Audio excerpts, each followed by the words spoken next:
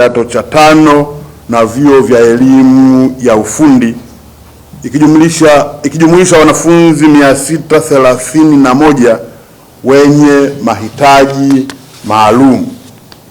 Wanafunzi 172,114 sawa na asilimia 69.9, wakiwemo wasichana 85,987 na wavulana 86,127 wenye sifa wamechaguliwa kujiunga kidato cha 5 katika shule za sekondari 856 zikiwemo shule za bweni 825, shule za kutwa 25 na shule za kutwa na bweni shule 6.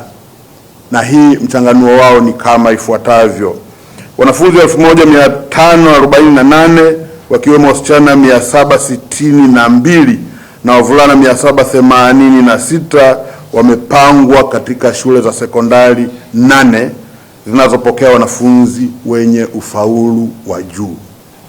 Wanafunzi 163,499 wakiwemo wasichana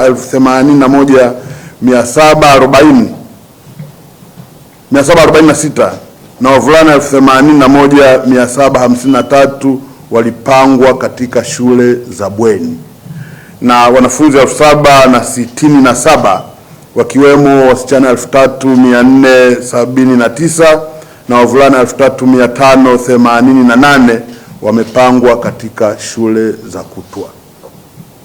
Ndugu zangu, uchaguzi wa wanafunzi wa kujiunga na kidato cha 5 na vyuo vya elimu ya ufundi umefanyika kwa kuzingatia ufaulu na nafasi zilizopo katika shule. Hivyo nisisitize kuwa hakutakuwa na fursa ya kufanya mabadiliko yoyote ya shule kutokana na ukosefu wa nafasi. Ninafahamu wazazi wengi wangependa watoto wao waende kwenye zile shule 8 zenye ufaulu mkubwa, lakini